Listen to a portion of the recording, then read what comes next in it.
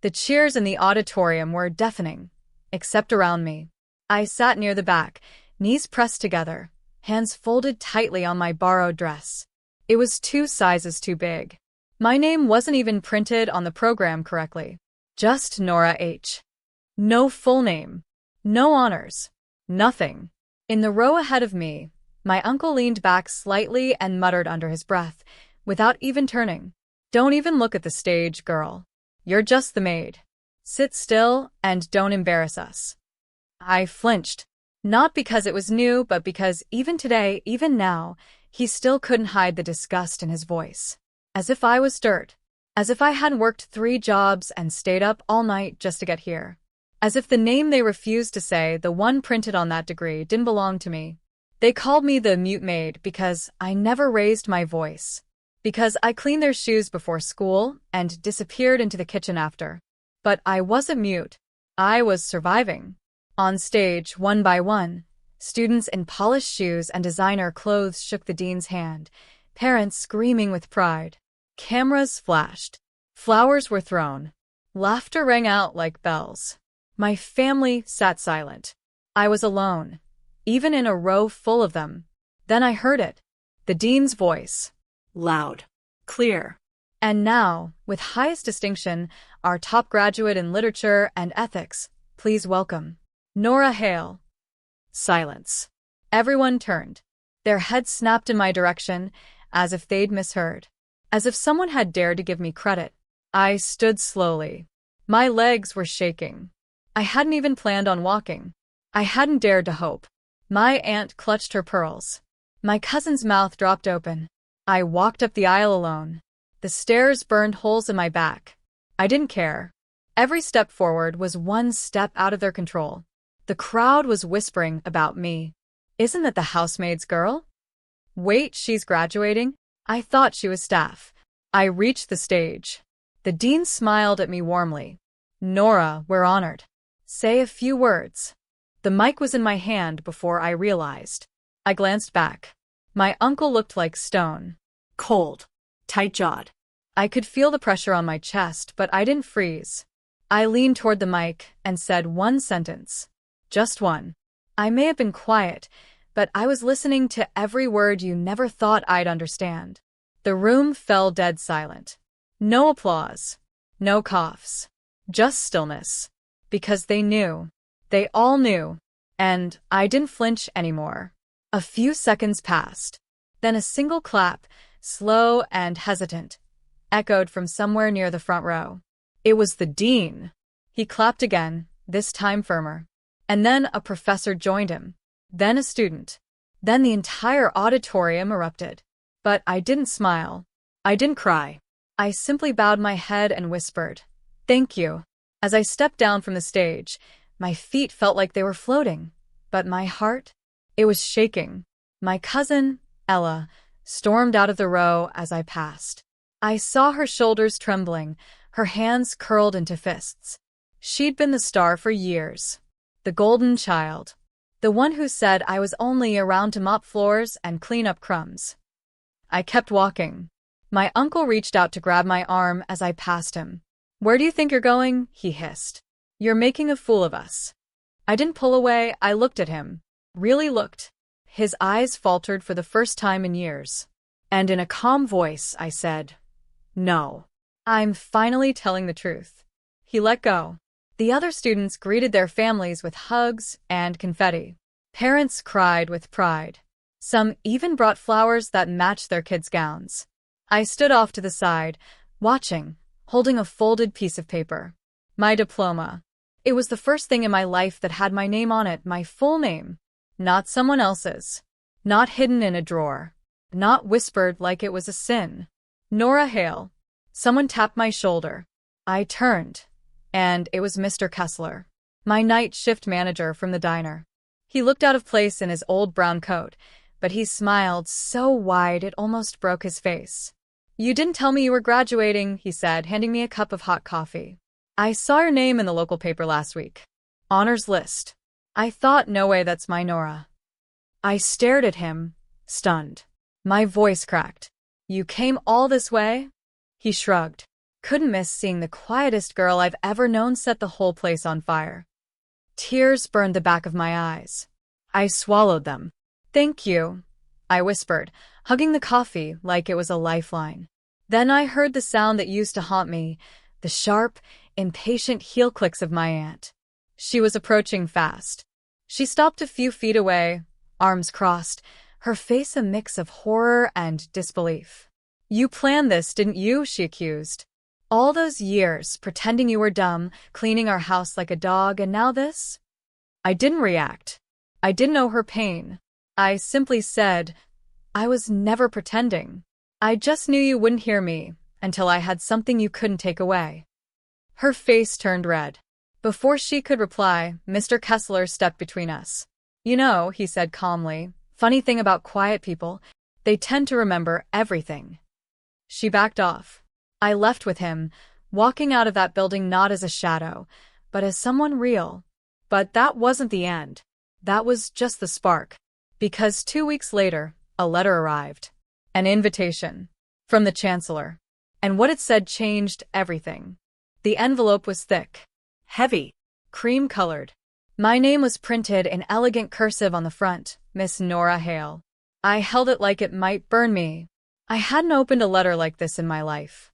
Most envelopes in that house were bills or warnings, things not meant for me. I opened it slowly. And read the words once. Then again. It was real. "Dear Miss Hale, your commencement speech and your journey have inspired our faculty in ways words can't capture.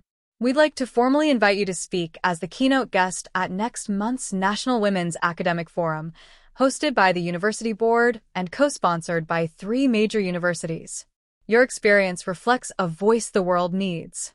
With respect and hope, Chancellor Irene Moss." My hands trembled. I read it out loud, then folded it carefully, pressed it against my chest. This wasn't just a letter. It was acknowledgement. That night, I came home late, my backpack still slung over one shoulder. I'd stayed out too long, lingering in the park, staring at the stars, letting myself feel something other than fear for the first time in years. When I stepped into the house, the air was heavy. My aunt was sitting in the living room. My uncle stood at the doorway. Ella was on the stairs, arms crossed, eyes like daggers. "You've been ignoring your chores," my uncle said coldly. I didn't reply. "You still live here, Nora. Don't get ideas." I nodded, calm. "You're right. I do live here. But not for long." He laughed, cruel and dry. "And where exactly do you think you'll go? You've got no family, no support. You think a couple speeches make you somebody?" "No," I said softly. "But they reminded me I've always been somebody. You just didn't want to see her." I walked past him. Upstairs, in the small attic room that barely fit a bed, I packed what little I had. 2 worn dresses, 1 notebook, my diploma. I taped the Chancellor's letter to the inside cover of my journal. My hands moved without hesitation. The next morning, before the sun rose, I left. Mr. Kessler was waiting in his car outside. He didn't ask questions, just opened the door. He dropped me off at the tiny studio apartment above the old bookstore near the university. It was small, musty, but mine. He handed me an envelope. "Some friends from the diner put this together," he said. "Not much, but might help you breathe for a month or 2. Inside, $380. All in small bills. I covered my mouth, shaking.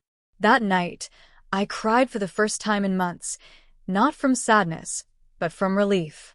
For the first time in my life, I wasn't being watched, controlled, silenced. For the first time, my voice belonged only to me. The day of the Women's Forum arrived faster than I thought. The dress I wore was borrowed, again. But I walked into that grand auditorium with my head high. Hundreds of students, faculty, and guests turned as I approached the stage. This time, no one called me a maid. No one whispered to keep quiet. This time, they waited to hear me. I stood at the podium, looked out at the sea of faces, and took a breath. Then I spoke. Not just a sentence, but my truth. I adjusted the mic with steady hands, even though my palms were sweating. The spotlight was warm on my face, but the room beyond it was dim. I could barely make out the sea of eyes watching me, blinking, waiting, expecting something polished, something powerful. But I hadn't come to impress anyone. I had come to free myself. I leaned forward, took a breath, and said, "My name is Nora Hale. For most of my life, I was called the quiet girl. But I wasn't quiet because I had nothing to say. I was quiet because every time I tried to speak, someone else made it feel wrong." The room was completely still. No phones. No whispers. Just breath, held in collective silence. I grew up in a house where I washed dishes before sunrise, cleaned floors after school, and ironed shirts I was never allowed to wear. I was told I was lucky just to have a roof over my head. I was told to stay in the background. I did. Until one day, I realized I was living in someone else's story. And I wanted to write my own. Somewhere near the front, a professor dabbed her eyes with a tissue. I continued, voice gaining strength.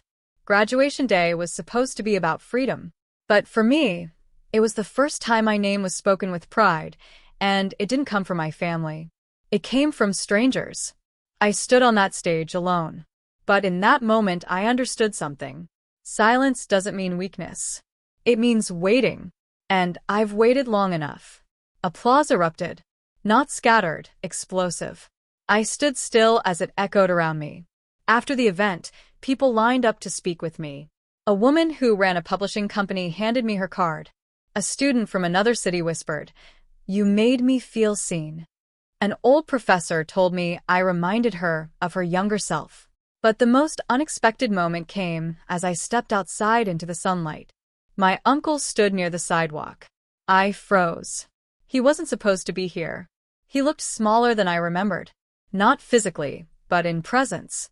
His hands were shoved in his pockets, eyes cast down. He didn't approach at first. Just stood there.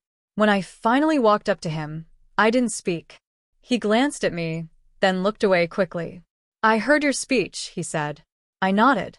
He cleared his throat. "Never thought. I didn't expect." "I know," I said.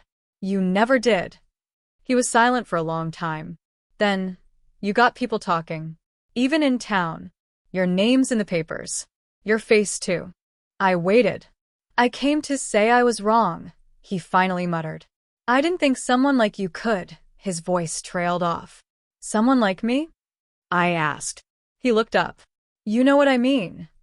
"I do," I said calmly. "And I'm not angry." He looked shocked. I smiled softly. "I'm not here to punish you. That's not what this is." His jaw tightened. "Then what is it?" "It's healing," I said. "For me. You don't have to understand it." He didn't reply. And I didn't need him to. Because I'd already moved past needing permission to exist.